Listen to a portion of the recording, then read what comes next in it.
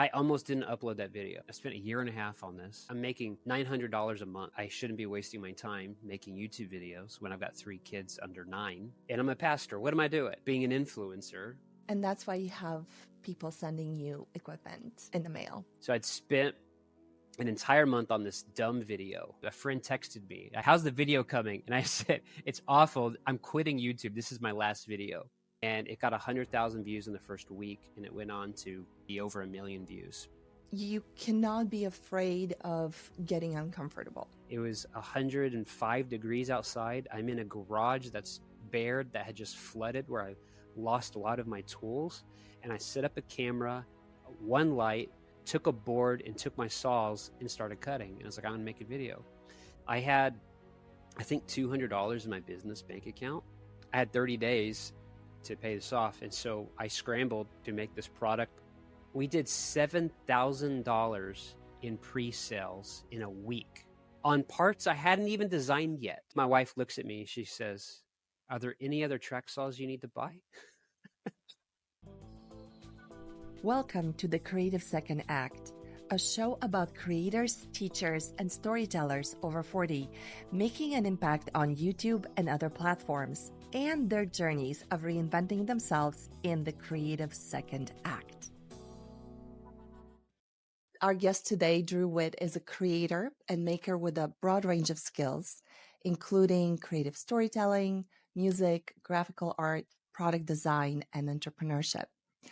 In 2020, after serving as a senior pastor for 10 years, Drew launched a YouTube channel to educate and inspire beginner and intermediate woodworkers. Since 2021, his channel has grown to over 124,000 subscribers and has amassed over 10 million views. Drew also established Wittworks, which is a tool company linked to the YouTube channel, and that company generates a 6-figure annual revenue from, you will never guess, printing 3D accessories for common woodworking tools. So great to have you on the show, Drew. Welcome. Oh, thank you. I appreciate that. Glad to be here. So we started the conversation before we grabbed our beverages, which in my case, it's a matcha tea. What are you drinking, Drew? Well, I'm a Texas boy, so Dr. Pepper. It's my Achilles heel. I like it too much. It should be illegal how much I like it. Does it have as much caffeine as a Coke? Oh, probably, yeah. It's terrible. So we were chatting before grabbing our Dr. Peppers about how you introduce yourself. And you were telling me that when you get interviewed, people ask you how you like being an influencer. And so I want to kind of get your reaction to that question. Yeah, I hate the term influencer. And often that's what I'm introduced as. But I'm a creator. That's at the baseline of everything that I do in life. I'm creating something. I'm the happiest when I'm creating. So I always would term myself as a creator, not an influencer. I don't like the manipulation that is associated with influencers. Unless the only way I'll accept it is there's a definition of leadership that I like, which is simply leadership is influence. I'm a natural born leader. So if you think I'm a leader and you want to call me an influencer, and that's fine. But in terms of being an influencer as someone on TikTok or someone who's just out to promote certain brands, I hate that. So I tend to stay away from that term. But creator, artist, maker, that feels more right to me. So how do your sponsors or companies that reach out to you for sponsoring your videos, how are they referring to you? Influencer. Really? Yeah. So their marketing department would say, hey, we're with influencer marketing. Yep. Yeah. Or if I get invited to an event, it'll be an influencer event, or if I get a badge, it'll say I hate it. And I get it. It's an industry term, but wait, you actually get a badge that says influencer? Yeah. If I go to a conference, or if I get invited to a special tool release thing or whatever, it'll be influencer. Or if someone gives me a product, the discount code will be influencer, so I get it, whatever, but I don't think of I think myself you as an need a mug influencer. with an influencer on it. Yeah, no, not happening. So you sent me a photo of yourself when you were probably you look about 9 or 10 in this photo, and I want to ask you for the story behind this photo because I think it reveals so much of who you are today as a creator, non-influencer, There you um, go. and somebody who works with woodworking tools. So in the photo, I see you next to a very interesting contraption. Can you explain what that is and how it kind of connects with your passion for making things with your hands? Yeah, that was in first grade, which I think was probably 1989, 1990. I was born in 83. And the movie Short Circuit, I think, had just come out, and my dad had watched it. And I think I was just in the living room while they were watching this movie about a robot. And then at school in first grade, we had some type of project that was to make something. And I thought, I want to make a robot. So I made a robot that I thought looked like Johnny Five from Short Circuit. I used just a box, wrapped it in aluminum foil, grabbed, I think it was the metal flexible hose dryer vent hose for the arms, and I think I took like like a tissue box or a shoe box for the head, and then so it didn't work. I put it on a remote control car so I could drive it around, but that was as far as the functionality. There's like a little Oh, red car in front of it. that's the red little truck underneath. It's a little, yeah, yeah. So it would move, and that's it. It would just move around, and no one told me to do this. No one instructed me on how to do this, and so from that early age, I always instinctually created, drew, came up with something, took a blank piece of paper and put something on it, took boxes and glued them together. And then later, as I could use power tools, do that with scraps of wood, and now with 3D printers. And I don't know, you know, I, no one told me you should do this. It Uh-huh. just came out of me, and I had fun doing it. And I never got into video games. Oh. Like I still to this day, I can't play. I suck at video games. But what I would do for fun as a kid, as a teen, as an adult is make stuff. That's what I do for fun. Mm. I love it.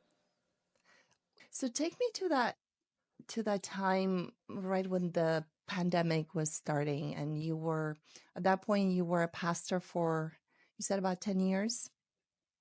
Yeah, yeah. At that point, eight, I had been in the ministry for a total of 20 years Hmm. and had gone from janitor, was my first job at 15, was cleaning toilets, the assistant janitor. So $5 an hour come in to help the main janitor. So I wasn't even the main guy. So I don't know how I went from becoming the janitor to the pastor of a church. That's typically not the trajectory, but it happened. And yeah, at the beginning of 2020, we had moved out. Our church had outgrown our space. We were in a warehouse. We'd outgrown it.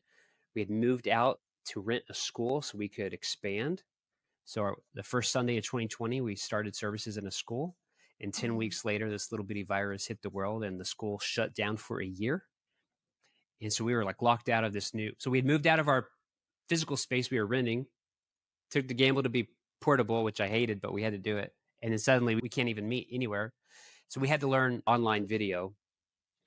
Thankfully, in high school, I did a lot of video editing. I knew Photoshop very well. And so I quickly picked up how to do it and learned YouTube in the pandemic just for our church.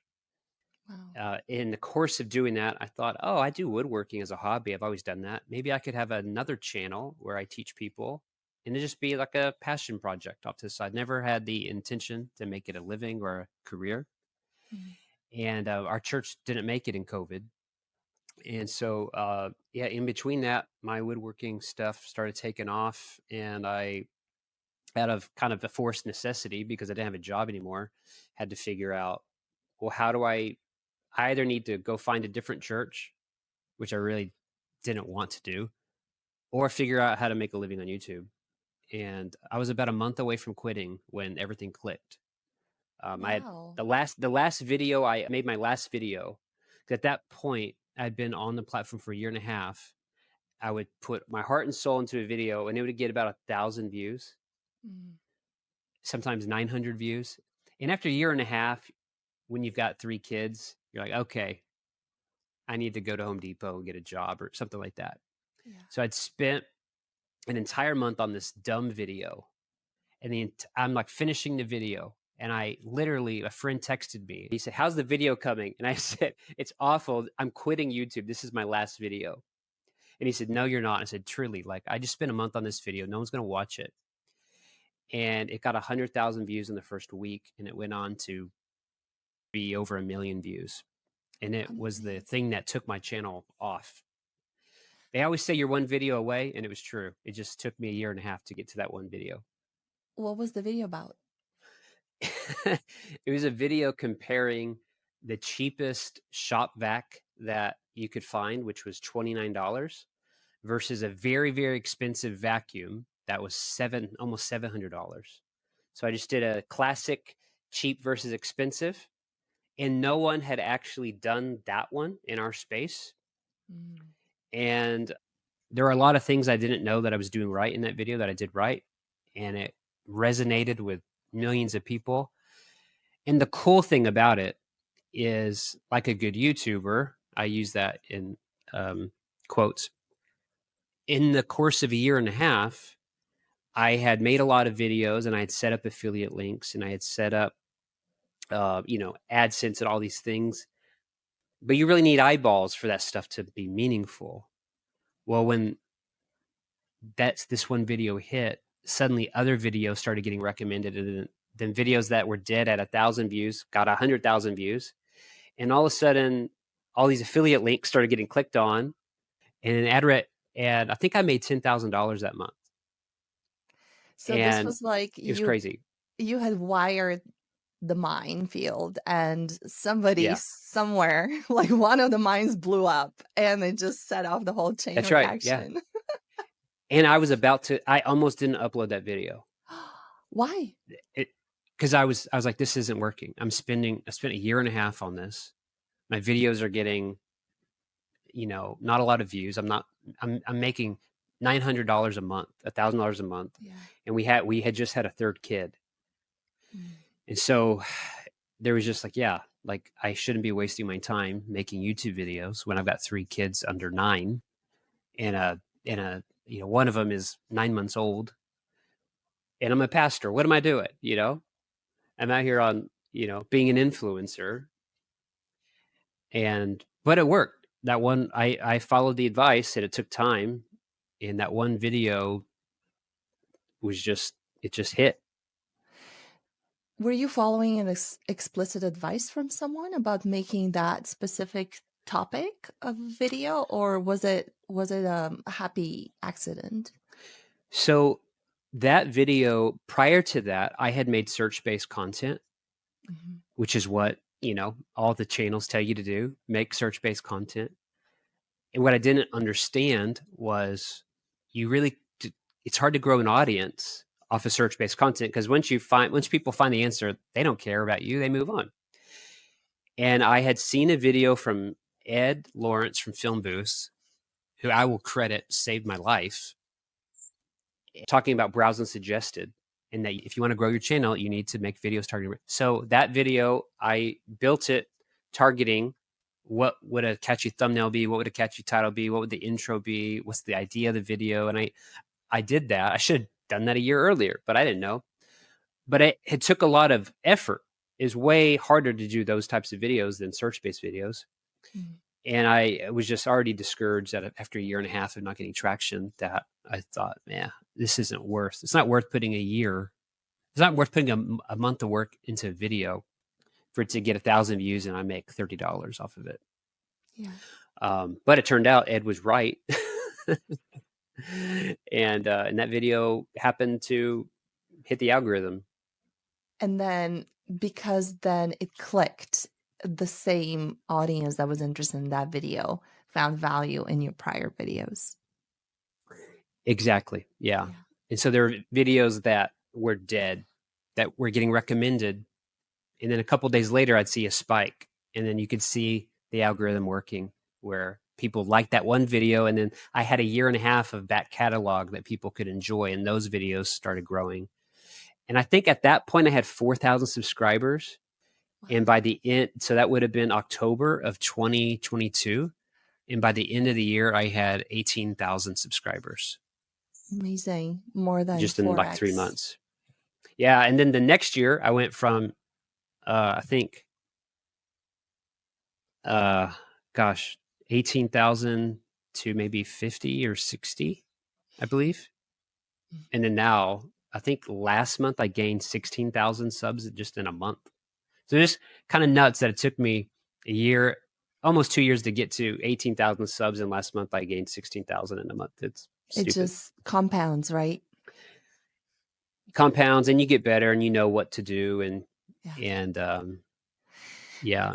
So the things you said that you did a lot of things right in that video. One of them was making the topic around around something that they would see in their suggested tab as opposed to search Right. keywords. What Yeah. else did you do right? Uh, I made the video long. So prior to that, a lot of my videos I felt had to be under 10 minutes because who would want to watch a long video? And I didn't understand. And now it's obvious that YouTube makes money off of ads. The more ads they can show in your video, the more they're going to push it. Duh. That video was 20 minutes long. And I remember my wife saying, "No, I can't believe you're uploading that video. No one's going to watch a 20-minute video." Wow. But the average view duration was higher and YouTube could put more ads. And that's one reason why they started giving it millions of impressions. Mm. Yeah. So I always, when I talk to smaller creators who are struggling and I look and their videos are 3 minutes long or whatever, like make a 20-minute video and come back to me, Yeah. because now the trick is it has to be good. There has to be 20 minutes worth of value. You can't just put 20 minutes of fluff in there. You can't fool the audience. It'd be better to make one video that's 20 minutes long than to make 5 videos that are 4 minutes long, in my opinion, Yeah, and in our it's space. probably easier. I mean, it's easier to edit one, even though it's a bit longer than go and repeat the process Yeah, for 4 or 5 smaller for ones. sure.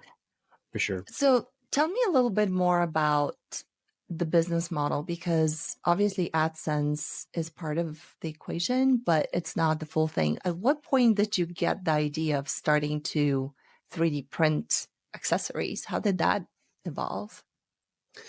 About 6 months into the YouTube journey, I understood enough of YouTube to understand that AdSense is pretty volatile. Mm. And it's really based on other people doing things, other people clicking your video, other people YouTube promoting your video, other people advertisers bidding on your video, all that stuff. And there's so much of it is out of my control. Having lost my job in my church from COVID, I was very keen on this idea of, I hate the idea of other people being in control of my financial future. When a news report can like close down your church, I just didn't like that. So I just was like, well, what can I do? And I just seen other, this is before Crunch Labs, this is before Feastables, but I had seen enough of other creators talk about the idea of you need an offer, you need something to sell. And everyone's talking about courses. And I was like, well, I don't know if I want to do that. Mm. And I started looking at the affiliate links that people were clicking on in my videos. And the number one thing on Amazon that people were buying when they watched my videos were dust collection related items. So whether that's a hose for a vacuum, whether that's a little special plug where you plug your tool and your vacuum in, and you plug that one thing into an outlet. It's like a $30 device. And when you turn on your tool, it turns on your vacuum for you. So you don't have to go back and forth. So I know people are buying that. And then, of course, my number one video was about dust collection vacuums. So I realized my audience is really interested in dust collection and they'll spend money on dust collection. So I need products that solve dust collection, Yeah. right? That's kind of how it went. Crazy. And so that's kind of how I went down the road of how do I pick my product. And then I'd seen what other people were doing. A common tool in our space is what's called a track saw. And Mm-hmm. they're really popular and they're also really expensive. Yeah. But this, I'll show you what, but they look like this. Right. And the cool thing is they have this plate which guards the blade, and you can hook up a hose. There's the connector. Uh-huh. But to change your blade, you have to, they have this hole, right? So you can unscrew your blade there. What I noticed people were doing was they were putting painter's tape over this to maximize the suction for their dust collection. And I'd seen other people on Etsy come up with ways like little caps to put in there, but they were always weird shaped, or they used odd color filament like a neon orange. And so my idea was, well, what if I could find filament that matched the brand, which in this brand, it's green. This is all theirs. And so I made a little thing that looks like it came with it, So it looks like but it's I made it. OEM. It looks like it's OEM, but it's not. Amazing. What a And crazy insight.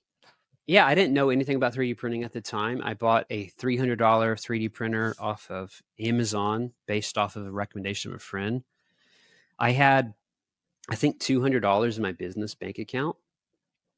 So I had like, the clock was ticking, which I had 30 days until my credit card bill came in to pay this off. And so I scrambled to make this product, put on Etsy, hoping I would sell. I needed to sell, I think, 30 of these caps for $10 each or something. Yeah. And the first month on Etsy, I sold $700 worth. So I Amazing. was like, wow, that's crazy. And that just, I kept doing that every month. And I would add new models every month that I could afford it. And I'd take the profits from one month. I'd buy a second printer. And then the next month I'd buy a third printer. And now I have 14 printers that So run you've all added day. one more since we last spoke, because I I know you said you had 13. I have 14. Yeah. Yeah. So wait, all of these sales came from your YouTube videos. They weren't Etsy Marketplace So it traffic. was both. So sometimes people would go from YouTube, and sometimes it would just be the Etsy algorithm. Mm. Yeah. And then now it's become super saturated. So I have my own store on, powered by Shopify naturally. Yeah. And so I figured out what I hated about just little Business Insider. I had to learn about price anchoring, the concept of price anchoring. You know, something's expensive until you anchor it to something else that's more expensive. So what I learned was I'm sending all my traffic from YouTube to Etsy, and then Etsy is showing people, my competitors, who are racing to the bottom in price. And now I'm being price anchored against my competitors, and I'm sending traffic to Etsy, and these people are sometimes buying the cheaper option from my competitors who are ripping me off. Right.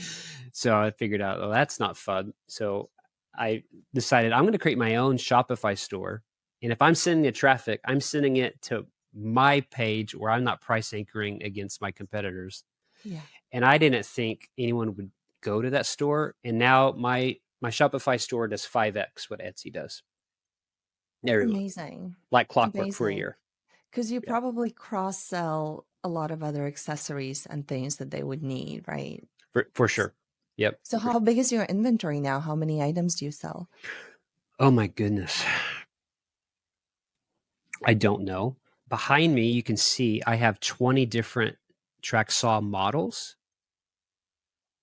So each of those has about 4 different products for it. So that's at least what, 80 different products. And then we have a whole new line of things we just released. So I probably have 150 different things that we sell. Different SKUs, as they call them. Yeah, SKUs, things. See, I'm just a dumb kid in Texas trying to make a living. No, this SKUs. is awesome. So it's very interesting because some of the other YouTubers that do, I don't know if it's woodworking or other craft channels, they often take sponsorship from the manufacturers of the equipment that they're using. In your case, you are essentially assembling all of the possible tools that anybody could ever use. And as far as I understand, you are not taking sponsorship from any of those manufacturers. Was this kind of an intentional thing? What was the insight there for you to go down that path? Yes, very intentional. One of the best things that I ever did was create an avatar for my channel, like who's the person I'm trying to reach. And I did that by studying the comments on my channel, the comments on other channels. And one of the things in the woodworking space, and I don't know if I'm sure it shows up in other spaces, is this disdain for YouTubers who get a free tool and now they're like doing a video and they're glowing and look at this new track saw that I got. It's $800 and you should get one too. Oh, and thanks Milwaukee for sending it to me. And so my demographic is 25 to 75-year-old men in the US, and typically they're pretty crusty. There's so many comments about, of course you'd say you love this $800 saw that you were sponsored, you shill. And so I realized a lot of the people in our space are getting paid to promote certain tools. So what I decided to do was that I would buy the tool, I'd buy the $800 saw, and I would do a review, and up front I would say, I paid for this with my own money. In fact, I turned down thousands of dollars that I was offered and the free tool. So everything I say in this video is 100% my opinion. And the only reason I can afford to buy this saw that I don't need is because I make accessories for it. So if you find this useful and you want to say thanks or you need this, check the link in the description. And what that's done is I've become, I want to be humble, but I think I am considered to be one of the top authorities in track saws on YouTube, because people know I have 20 track saws. I paid for them all. I've turned down sponsorships. So you can trust my opinion because I'm not biased and I have 20 of them. And so there's this gratitude of, oh, finally somebody who's not sponsored. And then if someone's spending $800 on a saw, spending $50 on a product kit from me out of gratitude is a no-brainer for most of them. Mm. So that I'm actually surprised it worked, but that was the intention going into it, is just to differentiate myself from everyone else. Yeah. Yeah. It's been awesome. I think this could be a marketing case study in business school, to be honest, because it's I am serious. This is the type of stuff that we read in business school, and Okay. there's several insights here that I think are genius. One is you have a lineup of all of these tools that you can become an expert on by collecting all of them and comparing them without being biased towards any of them. But then that gives you a bigger base to make your own products off of. That's right. Right? Oh, So yeah. for you, it's actually great to have a wider range of tools because then you can customize and build your own accessories. That's right. I mean, it would have been really bad if you had only two companies that were competing and each had like 2 or 3 products. That's right. So that Oh, would have been different. I have a crazy story to tell you. Okay. So there is a tool brand called Milwaukee, Mm-hmm. and it's a red tool. It's like this. Right. With the You get white they're Yep. branding letters. Mm-hmm. They're the most expensive option at Home Depot. Very popular, and they were one of the last to the market in track saws. Highly anticipated. Well, they announced their track saw, and you could pre-order it, and it would come out in a couple of months. So it was $700. So the day it was released, I pre-ordered it. Like, man, $700 for a saw. I think at that point I had maybe 7 track saws. Yeah. But I figured this would be a popular saw. And then I forgot. So this would have been November of a couple years ago. In February, it shows up, and they never sent tracking information out. So it had been 4 months since I ordered the saw. I forgot about it. And one day I leave for lunch. I come home, and my wife says, there's a box in the living room for you. And I'm like, well, I'm not expecting it. And open, it's the track saw. It's like, oh, wow. I forgot I ordered this. All right. And so my MO is I will use the saw for months before I make a video. Mm. But I had a thought, and I took a picture of it and I posted it to my YouTube community page, and I said, look what I just got. I was one of the first in the US to get it, and I paid for it. I said, what questions do you have? I might do a video about it. Nice. I think I don't remember how many questions I got. It was maybe 30 or 40 questions. I was surprised. And so I distilled everything into about 12 different things people want to know. Mm. So I was like, you know what? Let me try this idea. So that night, I went into my garage at like 9 p.m. at night. So I'd had the saw for less than 6 hours. And I do highly produced videos. But this one, I literally set this saw down. I printed off the list, and I went through one by one. And I read the question, and then I'd show and answer it. It was like a show and tell. It was 30 minutes long. I made 2 cuts, which is ridiculous. I I made know. 2 cuts. I sent all the information to my editor at, I think, 11 at night. And I said, hey, how fast can you turn this around? And he's like, I'm going out of town for a week. I'll wake up at 5 in the morning and I'll try to get it to you. So I went from doing this video in a week or two to then, because my editor was going out of town. So he wakes up at 5 in the morning, starts working on it. And at noon, I get a rough copy, which is 95% there. I do some final polishes and I release it. So within 24 hours, I have Wow. released a video on a saw I forgot that I had bought. And in the video, I printed some of these on the end of the track. And I hadn't designed the files yet, but I printed some that looked like it. And I said, hey, if you want to pre-order the kit, you can go ahead and pre-order, but it'll be 4 to 6 weeks. And I released the video. And there were 2 other videos released at the same time by people sponsored by Milwaukee. Milwaukee, yeah. And they got 5,000 views, I think. Mm. My video got 300,000 views in like 4 days. And I was the You only... just broke the heart of a marketing manager in Milwaukee. I did, yeah. Seriously. Oh, they reached out to me for sure. They reached out to me. So I got 300,000 views in 4 days.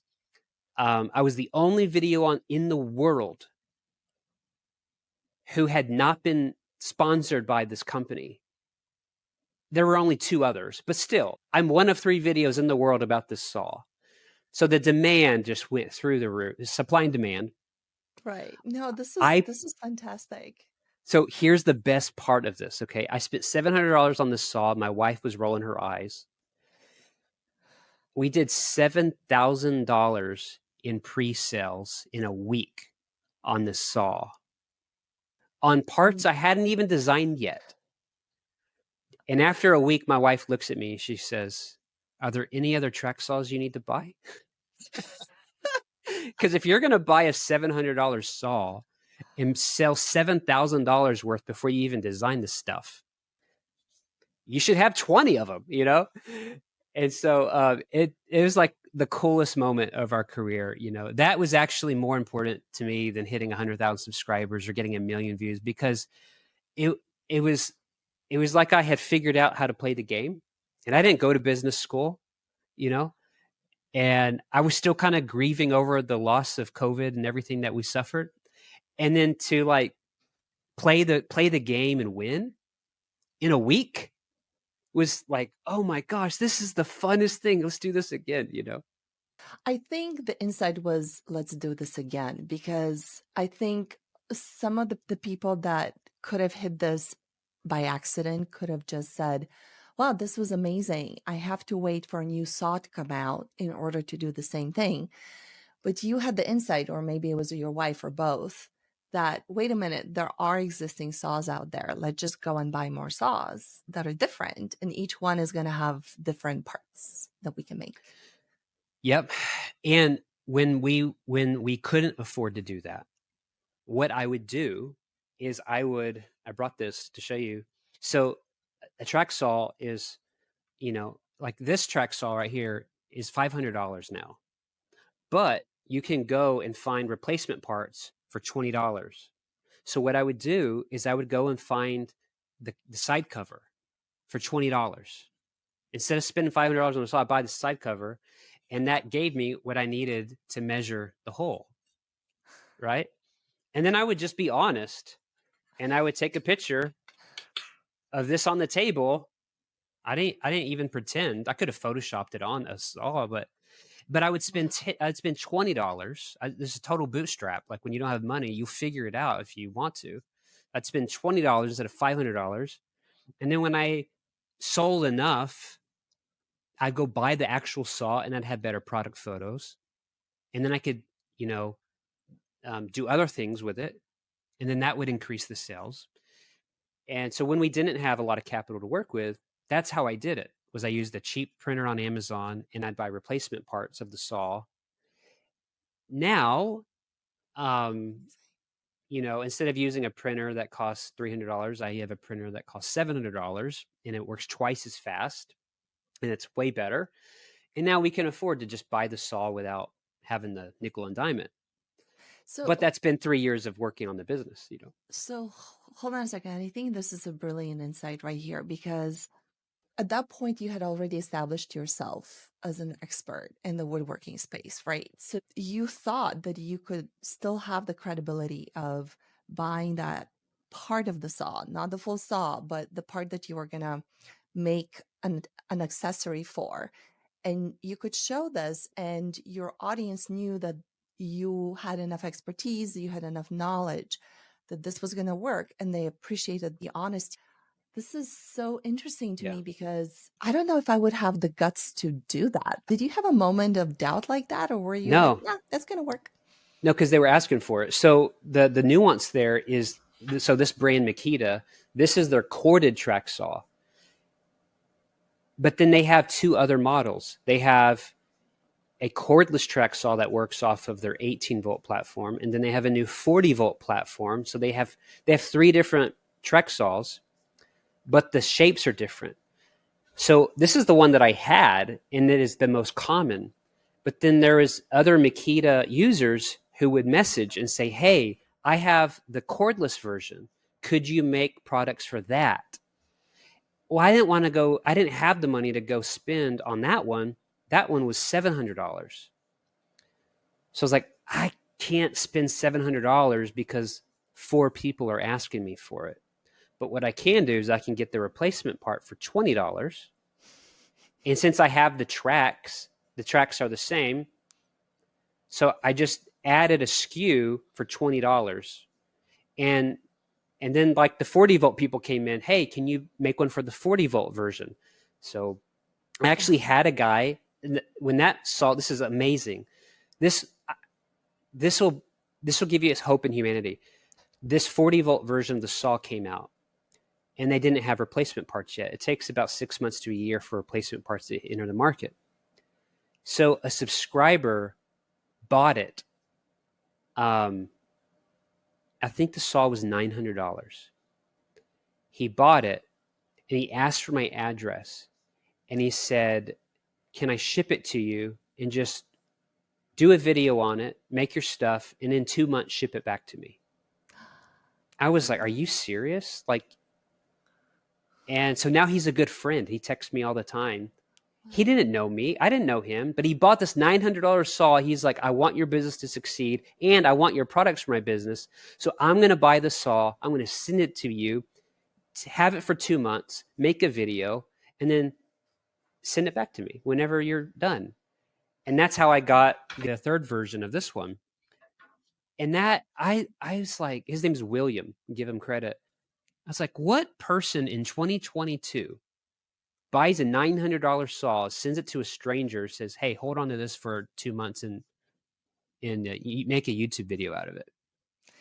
And He would he not didn't have even ask sent for it. free product. He didn't even ask for free.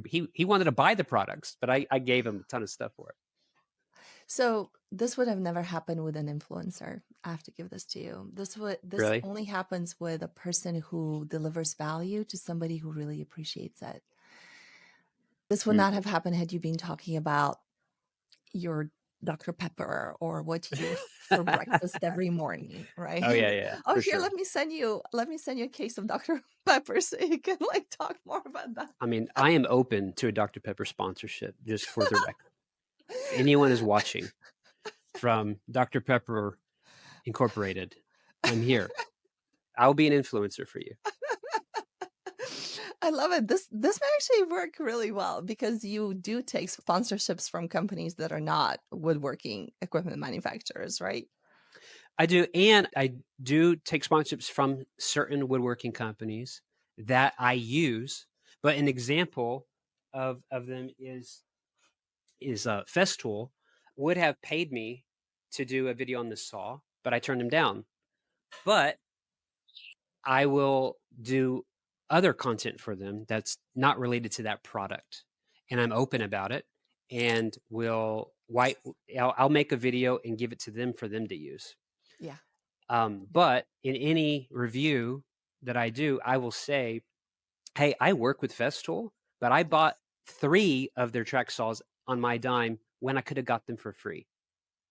You know, so I will clarify with people. But Festool is one of the most premier brands in the world, and they don't work with anybody.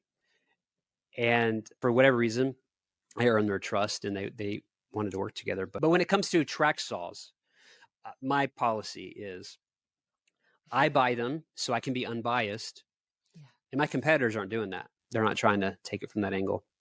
Very, very fascinating. This is kind of long-term thinking in my mind, and it's hard to do long-term thinking when you're pressed for cash immediately. So I want to Yeah. recognize you for that. I don't know how you manage, but there's a vision there, there's an intention, there's definitely marketing talent that you've Mm. developed. What other attributes or skills that you learned in the first couple of decades of kind of working and being around the world would you say you've used to be not just a successful YouTuber, but build a successful business at the back of YouTube? I think the two, aside from working hard, Mhm. I love to work. I hate sitting down. I don't like to be lazy. I want to work. But aside from just hard work, the two that come to mind is one, helping people. Ali Abdal made a video titled like how to monetize a YouTube channel or something, and it really helped me. And I had never, as a pastor, I never talked about money. I strategically and intentionally separated the business side of the church from the serving side of the church. So there were other people who dealt with budgets. It was very important for me as a pastor that people knew I had no idea who gives anything or who doesn't give, and I have no say in where we spend money. It's not the case in a lot of churches, but it was very important for me that the people I was caring for and shepherding and being a spiritual guide to, that they knew when I looked at them I didn't see dollar signs. It was very important to me. The challenge is now when you become a business owner, it's kind of all about the dollar. So I really knew nothing about how to run a business, even though I had been a pastor for 15 years on a leadership level, because I just didn't handle the business side of church. So there's something Ollie said in one of his videos, which you would say, Drew, that's like kindergarten. But to me, it was a big deal. And it was, anytime you give value, money exchanges hands. And I thought, okay, if I want to make money, I just need to give value and then set up a mechanism for money to change hands. That's kind of, maybe it's more complicated than that. Maybe it's more nuanced than that. But I took that from Ollie. I just need to figure out how to give as much value as possible and then create a non slimy way for money to exchange hands. And that's basically what I've done. And so I truly believe if you help people, Mhm. you'll be okay. If you Yeah. help people, if you work hard, if you have morals, if you're not slimy, you'll be okay. I actually want to help you make a buying decision. Yeah. And I don't care if you use my affiliate link or not. And I don't care if you buy my stuff or not. I literally want you to buy the right saw and not waste your money. And if you want to use my affiliate link, fine. And if you want to buy something from my store, fine. But regardless, I just want to help you because I like these saws. I like woodworking. I had these questions. And when someone answered them for me, it changed my projects. It made my projects go faster. It made my projects more accurate. It made building more fun. And the reason why I love track saws is it used to take me hours to make a cabinet, and now I can make a cabinet in 15 minutes and it's perfect. And the feeling that you have after you make something perfect after 15 minutes versus spending 4 hours and it not being perfect is amazing. And it makes you want to do woodworking again. And I wanted to give that feeling to other people. So the lesson I learned is just help people in ways that you're passionate about. And if you find a non-slimy way to set up a money exchange, you'll be fine. So that And was like the the most important lesson I learned. and that's why you have people sending you equipment in the mail Yeah. who watch your videos. I want to observe one more skill that you kind of ported over from your pastor days, and that's that integrity with not being influenced by sponsors. So, just the same way in the church, your flock knew that you had no idea who'd given what. So, you were not expressing a preferential treatment towards any of Right. them. That Right. same way now in the woodworking space on YouTube, you're like, nah, I don't want to, I don't want to have my opinion swayed by money or by sponsors. Oh, wow. I didn't even make that connection, but that's the same core value translated. Wow. Holy cow. That's amazing. Good listening on your part. You can turn on the news any given minute of any given day of any given year, and you will find some thread of who can we trust, you know? And no matter what your politics are, no matter what your religion is, no matter what gender you are, no matter what your age, there's so much in the world of just like, man, I'm not sure we're gonna be okay. And I'm not sure that I can trust the person who's talking to me and what their motives are and how I'm being manipulated and how they're manipulating statistics or information or what they're withholding. And there's just so much of that. And I personally makes me throw up. So I think that's just a core value of mine is just, can we just be honest? Like, can we just be honest? I think the world will be a better place if we're honest. And so that's all I want to be is just honest. And I Yeah. want to help people. And people can tell because you're being honest about, I don't have the saw, but I have the replacement part in here. And so it is integrity. And you can't fake that. And that can be broken really easily. If you do a tiny little compromise somewhere, it's like a crack in the hull of a ship that's just going to go and grow or That's right. crack in the wood, right? Once the wood cracks, like there's really no saving it. That's right. And when Um, I first started taking sponsorships, which was a year ago, I went I guess 2 years, 2 or 2.5 years without taking a sponsorship. And when I first did, I was nervous how people would take it. And the overwhelming response was, "We're so proud of you. We can't like we're so excited and happy to see you get to this level." Because a lot of them had followed me from when I was smaller and yeah. struggling, and they felt like they were on the journey and like that they had gotten the sponsorship too. Of course, you're going to get Stan from Iowa who's never watched one of your videos and he's jealous and he's mad or whatever. But for the core audience, every time there's like a sponsorship and I am honest about it and I disclose it, they celebrate and because they see it as they're a part of the journey too. I don't remember where I picked this up, so this isn't original, but I heard someone say, "Think in decades, not months." Yes. And so I want to do that. I think I can do better at that. But you're right. Trust can be. It's hard to build. It's easy to break. Yeah. And in the world of YouTube and social media, there's so much competition. I think trust is a superpower. Focus is a superpower. And that's kind of what I try to Yeah. focus on is be honest, be focused, be trustworthy, work hard, help people. And the work hard part is, I want to emphasize that because there's something about the grit. And I've seen this in my own activities as a mountain climber, you know, especially when training for a mountain like Denali. There's a lot that goes on that's hard and could be termed as unpleasant. But part of Hmm. the journey involves lugging like 5 or 6 gallons of water up a utility road in the back of Oregon someplace because you have to train yourself to Yep. be a pack horse Yep. for an expedition in Alaska. And I had the same sense when I watched the video of yours where it was over 100 degrees in your garage. And then you had this saw, and then you were like cutting the thickest piece of wood that I think you'd ever cut. And you were saying that it's getting really hot. You could see your muscles bulging on the side here. But the I can't look, believe you can see my muscles. I don't have any. but the look of determination in your face, I'd only seen that in the mountains when somebody Oh, is carrying a very heavy load and we're just grinding.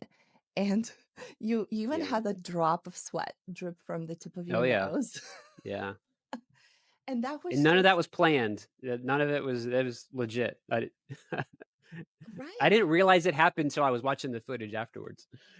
You cannot be afraid of getting uncomfortable, is the best way I can put it. I don't know if you derive a sense of satisfaction from doing a hard thing like that, but I can relate to it.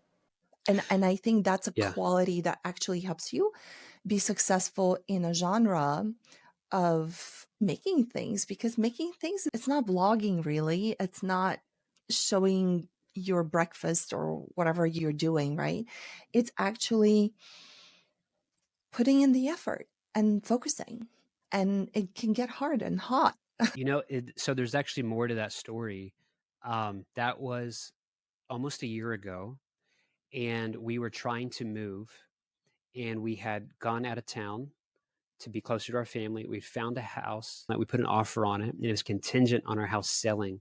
When we got back home after driving 4 hours with kids in the car, we arrived to water in the street, and the apartment that was above my workshop had flooded for all weekend, and I lost my entire shop.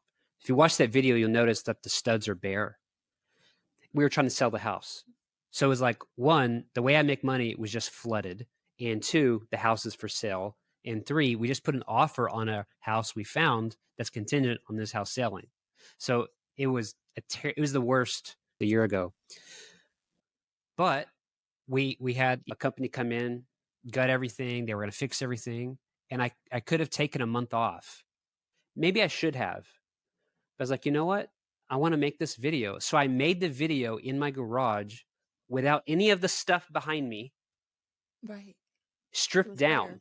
It was It bare. was I just, bare. It was a $90,000 loss. That's how much water damage. no. Thankfully, we had insurance and it took care of it. But it was a major inconvenience. But yeah, it was hot. It was July in San Antonio, Texas. It was 105 degrees outside. I'm in a garage that's bare that had just flooded where I lost a lot of my tools. And I set up a camera, one light, took a board and took my saws and started cutting. And I was like, I'm going to make a video. Now, the coolest part, okay, here's another thing. One of the brands in there reached out to me and wanted to pay me and give me the saw. And I said, well, I can't do it. And here's why. And I gave my answer. But let's have an experiment. I'm going to buy the cheapest saw on Amazon, and I'm going to buy your saw that's expensive, and I'm going to compare the two. And they're like, no, we don't want you to do that. Like, well, you're not paying me to do it, and I'm buying the saw. But I said, guess what's going to happen? My video is going to get 10 times more views than all of the videos that you have sponsored combined. And it did. It did. And then now they're like, hey, what do you need? And it's like, it's not how this works. So it was another cool test. And I was motivated. One reason why I was out there sweating was I wanted to prove to this marketing company that you're paying creators probably $5,000 to $10,000 plus the tool to do a dedicated video. I'm out here in my garage. I just lost my shop. It's 100 degrees outside. I'm going to buy your saw and I'm going to get you more views because of the format and the creative storytelling. And you won't let other people compare your stuff. But you know what? I've got all these saws and I'm going to do my thing. And so that's why I was sweating, was it's like, I want to prove to you, you've got all these marketing degrees. I didn't go to college. I'm a burned out pastor who lost his church and I'm in a garage that's flooded and I'm going to show you what's up. That's why I was sweating, you know? Oh my goodness. There's But to just so me, much here. There's so many layers of oh sweat yeah. and effort, Drew. It's fascinating. But that's what I've learned. So I'm 40 and I just learned this. I am happiest when I have a goal in front of me that is hard and I don't know how I'm going to achieve it. And then I've got to figure out how to do it. I'm actually happier doing that than unboxing the silver play button that's over here. When I got my play button, I didn't feel anything. I wanted that thing for 3 years. And I got it and it came in the mail and I opened it up and I felt nothing. And so I just threw it up there, right? And I'm grateful for the milestone because now people think I'm more legit because I have 100,000 subscribers and I've got a check mark. But what I learned is I am happier when there's a goal or a mountain and I got to figure out how to get up there. So it's actually the process of climbing the mountain, proverbial or literal, that is more fun and more fulfilling than getting to the top. Now, I don't know. I've never climbed a mountain to the top. I've climbed some ridges and the view is cool. But I imagine, like in most things in life, it's about the journey and who you're becoming along the journey Yes, than absolutely. the short amount of time Mm. that you're at the peak. You Is know, that right for mountain climbing? I would guess it that's the is. same for mountain It climbing. is. My coach, who's an amazing alpinist, he's just phenomenal, used to say, Lisa, you have to have a goal after whatever mountain you're climbing now, or you're going to go into a depression. And I had Sure. prepared for Denali for a year constantly. I had climbed other mountains in preparation. I had done so many things, so many trainings. I mean, same thing that you're saying. And when I reached the top, it was anticlimactic. It was like, that was it. It was just like what you said about Yep. unboxing your silver button. This is where I want you who are listening or watching this to really internalize this, because social media and YouTube, they're very shiny. They can be like the mountain that you want to climb. And with Denali and with Everest and with YouTube, it's the same thing. A lot of people want to have climbed Denali or Everest or want to become a YouTuber, but very few of them are actually interested in doing the work that it takes to get there. That's right. That's right. Yeah. Yeah. Someone asked me the age-old question: if you were independently wealthy, after you spent 2 months on the beach and you're bored, what would you do? And my honest answer is I would be in a workshop making creative things, making videos to help people. That's what I'm doing now. And now the difference then is if I was independently wealthy, I wouldn't care what the algorithm did. I have to care now. But I am doing what I'm doing right now. If I had $10 million, I would wake up and I'd do the same thing. I love it. And it's because this is what I love to do, right? And And it's I work think, and I love the work. I know you said earlier you didn't want to find another church. I think you found another church, Drew. Oh yeah. The crazy thing is, even though I don't talk about it in my videos about faith or whatever, I will get messages or emails from people. My favorite is I got one from Sri Lanka. Mm. I made a video. It only got 30,000 views, and it was on a knife. It's the only video on my channel where I'm holding a knife and it has low views. Okay. I bought this knife from this guy. It was $100. I didn't need it. I wanted it. And it's well made. And I'm pulling everything out of the box. And at the very end, the last thing that falls out unexpectedly is a Band-Aid. And I laughed at the genius, little touch of selling a very, very sharp knife and then including a Band-Aid because you know you're probably going to cut yourself. And this is about 2022. So the pandemic had happened where we were. It kind of lasted for about a year and a half, 2 years. And it was the first time I had laughed in months. And when I realized that I had laughed and that I hadn't felt that joy in a long time because of everything we went through in the pandemic, I started crying. I just just wept. And it was like the beginning of processing all of the loss that I had suffered in the pandemic. And so I made a video about that and how this maker probably didn't think when he added this 10-cent Band-Aid in the package that he was going to cause a grown man in Texas to drive around in his truck bawling. But he did. And so the next time you're making something and you think that's good enough, no, go the extra mile, put on that special touch, because you have no idea who's going to open it up and how it's going to impact their life. And you have no idea what they're going through. So I made that video. I didn't tell the knife maker that I was making it. I made the video. And a guy in Sri Lanka watched the video and he sent a message to the knife maker, not to me, but to the knife maker. And he said, hey, I just watched this video by this idiot named Drew on YouTube. He didn't say idiot, and he said, I've been in Sri Lanka making just for profit and I hate my life. And when I watched Drew talk about the care you put into your work and how it affected people, it brought me back to why I started making. And I am going to find joy in making again. I'm no longer going to make stuff just to make money. I'm going to make stuff to help people. And he sent that to the knife maker, who then sent it to me. He didn't even send it to me. If that's my church, fine. Like, I helped a guy in Sri Lanka who was depressed and now wants to help people because I made a video about it, right? Okay, I'll take that. That's totally fine with me. Wow, Drew, I know this episode is going to do the same for somebody listening. And I'm really grateful to you for sharing your passion and sharing your mission with the world and with me.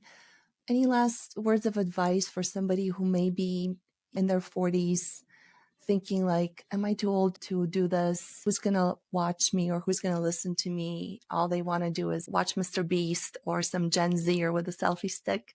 What's your message to them? You're not too old. And what you have is what a lot of the Gen Z doesn't have, which is experience and perspective. And you've got miles on the vehicle that are worth something. The second thing is, in my opinion, most of social media is regurgitation and is the same old, same old. And so if you feel like you're too old or you don't fit, perfect. You're a perfect fit because you're going to stand out and you have something to offer that no one else has to offer. And the crazy thing is, and I don't think about this, but you're going to die. But if you could pass on, if you could apprentice people for generations to come, what kind of an impact will you make in decades, assuming YouTube, stays on and these, right? And so actually most of the social media I watch is not Gen Z, is not young people. And most of the people I want to hear from are people who have gone before me, who have learned all the mistakes and who are reaching back to help the young people. So if you're over 40 and you feel like you have nothing to offer, you have tons to offer. Be yourself. You don't have to be Mr. Beast. Don't make thumbnails like this. It doesn't work. Be yourself, work hard, and give value to people, and you're going to be fine. Amazing.